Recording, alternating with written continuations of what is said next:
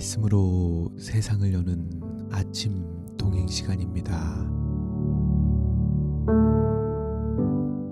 요한이 호렙산의 광경들을 명상하고 있을 때 안식일을 거룩하게 하신 성령이 그에게 임하셨습니다. 그는 하나님의 율법을 범한 아담의 죄와 그 범죄로 인한 두려운 결과를 명상하였습니다. 잊어버린 인류를 구속하기 위하여 당신의 독생자를 주신 하나님의 무한하신 사랑은 너무도 커서 이루 말로 다 할 수 없었습니다.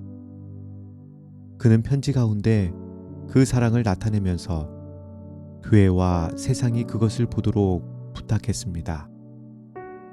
보라, 아버지께서 어떠한 사랑을 우리에게 주사 하나님의 자녀라 일컬음을 얻게 하셨는고 우리가 그러하도다.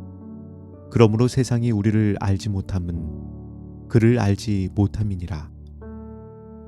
하나님께서 반역한 인류를 위하여 당신의 아들을 주실 수 있으셨다는 사실이 요한에게는 하나의 오묘에 속하는 일이었습니다.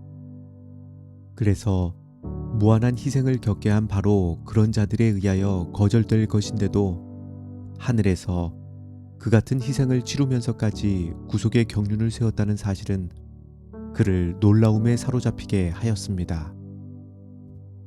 요한은 하나님과 함께 감금되었습니다. 그가 창조의 업적을 통하여 거룩한 성품을 더욱 깨달을수록 하나님께 대한 그의 순경심은 더해갔습니다. 그는 가끔 하나님께 전적으로 의존된 인간들이 어찌하여 즐겨 순종함으로 그분과 화평하고자 노력하지 않는가 하고 자문해 보는 일이 있었습니다. 하나님은 지혜가 무한하시며 그분의 능력에는 제한이 없습니다. 그분은 창조하신 피조물들의 장엄함과 아름다움을 완전한 조화 가운데서 보존하십니다. 죄는 하나님의 율법을 위반하는 것이요, 죄의 결과는 사망입니다. 죄가 들어오지 않았더라면 하늘과 땅에 부조화라는 것이 있을 수 없었습니다. 하나님의 율법을 불순종함으로 하나님의 피조물 가운데 모든 비극이 생기게 되었습니다. 사람들은 어째서 하나님과 화목하지 못할까? 인간의 사악한 의지를 조물주의 의지에 반항하게 하므로 하나님을 거스려 죄를 짓는 일은 결코 사소한 일이 아닙니다. 하나님의 계명들을 순종하면 이 세상에서일지라도 인간에게는 최선의 유익을 줍니다. 또한 그들이 하나님께 복종하면 영원한 유익을 얻게 되고 하나님과 화평을 누리게 될 것입니다. 들짐승들은 그들을 지배하는 본능으로 조물주의 법칙을 순종합니다. 하나님께서 도도한 대양을 향하여 내가 여기까지 오고 넘어가지 못하리라고 하시자 그 물결은 즉시로 말씀을 순종합니다. 유성들도 하나님께서 제정하신 법칙을 순종하며 완전한 질서를 유지하며 순행합니다.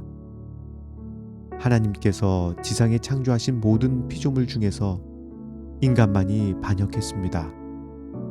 그러나 인간은 하나님의 율법이 요구하는 바를 이해할 수 있는 추리력과 범죄로 인한 죄책감과 순종함으로 평화와 기쁨을 느낄 수 있는 양심을 가지고 있습니다.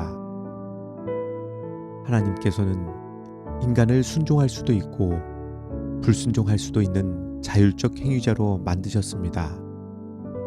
하나님의 뜻을 이행하는 자들에게는 영생에 대한 보상, 곧 변함없는 영광에 대한 보상이 약속되어 있고, 반면에 하나님의 율법을 무시하는 모든 자들에게는 하나님의 진노가 임할 것이라는 경고가 있습니다.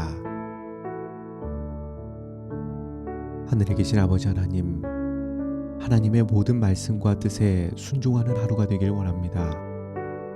이 세상의 모든 창조물들이 하나님의 말씀에 순종하듯이 오늘 하루 우리 모든 삶을 하나님의 뜻에 굴복하고 성령의 인도함을 따라 온전히 순종하는 하루가 되게 하여 주시옵소서. 예수님 이름으로 기도합니다. 아멘.